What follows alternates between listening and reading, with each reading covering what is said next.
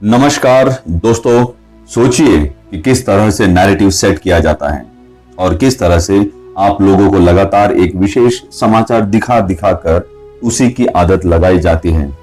भले ही आप जानना ना चाहे, लेकिन तैमूर अपनी मां के साथ घूम रहा है, तैमूर के पॉटी का समय हो गया है, तैमूर ऐसा कर रहा है, तैमूर वैसा कर रहा है। ऐसे समाचार आपको जबरदस्ती दिखाए जाते हैं, जैसे कि इसके क्यूटनेस को दिखाकर आपको भुलाया जा रहा हो उस तैमूर को जिसने भारत को 14वीं शताब्दी में रक्त रंजित कर दिया था। भारत में अपने बच्चे का नाम कोई तैमूर कैसे रख सकता है?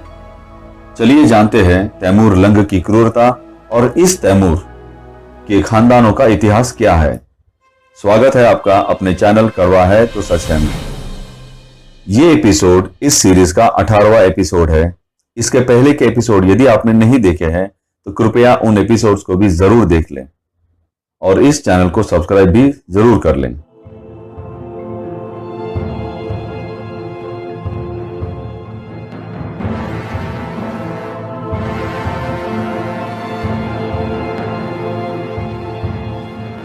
आश्चर्य है कि एक हिंदू मां और एक मुस्लिम पिता के संतान का नाम एक ऐसे आक्रांता से मिलता जुलता है जिसने जो जुल्म किए हैं उनका वर्णन करने के लिए सभ्य समाज के पास कोई शब्द नहीं मिलेंगे। कोई अपने बच्चे का नाम कुछ भी रख ले, हमें उससे कोई आपत्ति नहीं है। आपत्ति तब होती है जब वो झूठ बोलकर अपने इरादों को छिपाने की कोशिश करते हैं। इनके इरादे क्या है हमें नहीं पता है, लेकिन सुनिए दोनों माता पिता किस तरह से एक दूसरे की बात को झुटला दे रहे हैं। Mongol kind of ruler who was, possibly a little violent, but I think that was the whole point, really. And if you want to be a conquering general, you have to be a little violent. Exactly. But I want to say I've not named Temur after him. There was Timur, and this is Temur. I mean, they sound very similar. It's a similar root. But the reason I named him was just the sound of the name in the Who picked family. out Temur's name though? It's got to be Saif, obviously. Right. He loves history. He's very articulate on, the warriors he likes. He reads about them, and I think he was a fan of the Mongol Temur, and also the fact that as a child he read a lot about. तो सुना आपने, मां कुछ और कह रही है, पिता कुछ और कारण कह रहा है अपने बेटे का नाम तैमूर रखने के लिए। तो इन साहब के अनुसार तैमूर एक तुर्की मंगोल आक्रमणकारी था, एक ऐसा जनरल था जो थोड़ा क्रूर था। थोड़ा क्रूर।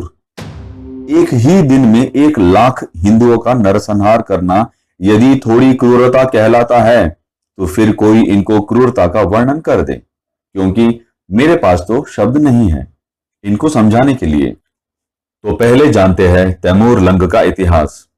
तुर्की के समरकंद से आया एक विभत्स राक्षस। 25 वर्ष की उम्र में ही तैमूर लूटपाट और हत्याओं का ऐसा कीर्तिमान बना चुका था कि अपनी क्रूरता के दम पर ही तुर्किस्तान का सुल्तान बन बैठा था। तैमूर, मोहम्मद गजनी, मोहम्मद गोरी जिन प्रदेशों से आए थे, ये सारे प्रदेश सनातनी ही हुआ करते थे। इन प्रदेशों को धीरे धीरे इस्लामिक बनाया गया था। मोहम्मद बिन कासिम से तैमूर के आगमन के बीच 600 वर्षों का फासला था। इतना समय लगा था भारत के एक हिस्से को इस्लामिक बनाने में। इसका मतलब तो यही हुआ कि भारतीय वीरों ने लगातार इन क्रूर आक्रांताओं का विरोध किया है, और पूरी तरह ना सही लेकिन इतने सफल अवश्य रहे हैं कि भारत अभी तक भी पूर्ण रूप से इस्लामिक देश नहीं बन पाया है। जो कार्य दूसरे इस्लामिक आक्रांताओं ने 15 वर्ष लगाए थे करने में, वही कार्य तैमूर ने 15 दिनों में कर दिखाया। जब समरकंद का राज्य इसके हाथ से निकल गया, तब तैमूर ने जंगलों में रहकर लूटपाट करना शुरू किया और आखिर तुर्कमेनिस्तान का सुल्तान बन गया। तैमूर को तैमूर लंगड़ा भी कहा जाता है। उसे लंगड़ा कहने के पीछे की कहानी भी बहुत इंटरेस्टिंग है। एक छोटी सी कहानी है जो आपको उसी किताबों से मिल जाएगी, जहां लिखा है कि तैमूर लंगड़ा कैसे हुआ। ये लाइन पढ़िए यहां से।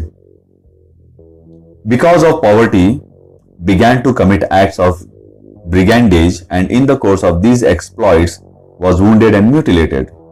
For when he wanted to carry off a sheep, which he had stolen one night. मतलब तैमूर एक भेड़ चुराकर एक रात्रि को भाग रहा था, तो भेड़ चलाने वाले इसके कंधे पर एक तीर मारा और साथ ही साथ में इसके हिप यानी कि कुल्हों पर भी तीर मारा। इसी कारण से तैमूर लंगड़ा हो गया था एक भेड़ चुराने के चक्कर में। चलिए आगे बढ़ते हैं। खुरासान प्रांत के अमीर को, जिसका नाम था हुसैन, उसे तैमूर लंग ने धोखे से मार दिया। आपको जानकर हैरानी होगी कि अमीर हुसैन तैमूर का साला था, यानी कि राज्य की पिपासा में इसने अपनों की भी बलि चढ़ा दी। दिल्ली के समीप एक नगर में इसने हमला करके कृषकों से सारा अनाज छीन लिया। वापस लौटते समय बाकी के बचे हुए अनाज को आग लगा गया, ताकि जो भी हिंदू काफिर उसकी तलवार की मार से बचकर भाग गए वो भूख की आग में जल मरे। स्त्रियों से बलात्कार, उनके पति के सामने, मां की नजरों के सामने बेटी से बलात्कार, आखिर में मां बाप को मारकर उनके कलेजे और फेफड़े निकालकर उन्हीं के बच्चों के मुंह में ठूस देना। 9 वर्ष के ऊपर किसी बच्चे का जिंदा नहीं छोड़ा गया। 9 वर्ष से कम आयु के बच्चों को खतना करके बच्चों का मदरसा में ब्रेन वॉश करके उन्हें जिहादी बनाने की ट्रेनिंग देना, यह सारे के सारे कारनामे हैं उस थोड़े से क्रूर तैमूर लंग के। पूरी बात सुनकर खुद निर्णय करें कि तैमूर कितना क्रूर था। भारत आते वक्त जितने भी रास्ते में इसे कैदी मिले थे वे लगभग 1 लाख से भी ऊपर हो चुके थे। तो अगले युद्ध में जाने से पहले 1 लाख कैदियों को इस तरह से तो पड़ाव में नहीं छोड़ा जा सकता था। तो तभी फैसला हुआ इनके दरबारियों ने मिलकर कि जितने भी कैदी हैं इनके साथ में उन सबको मौत के घाट उतार दिया जाए। और यही दिन था जिस दिन तैमूर लंग ने 1 लाख से भी ज्यादा हिंदू जातकों को मार दिया था, उनका नरसंहार कर दिया था। भारत आने से पहले तैमूर की क्रूरता की कहानियां और किस्से भारत पहुंच गए थे।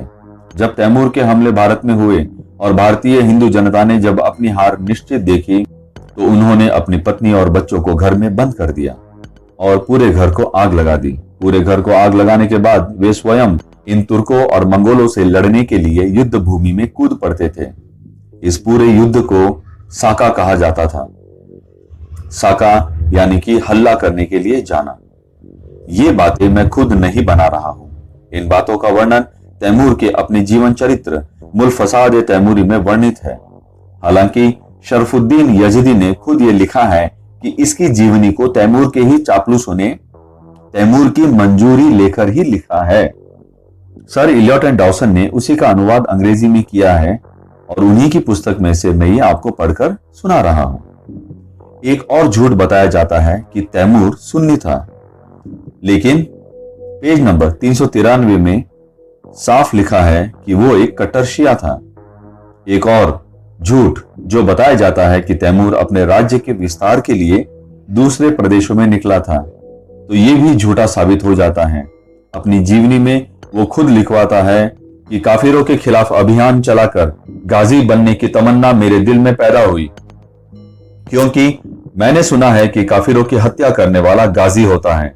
लेकिन दुविधा ये थी कि चीन के काफिरों के खिलाफ जाऊं या हिंदुस्तान के काफिरों के खिलाफ जाऊं।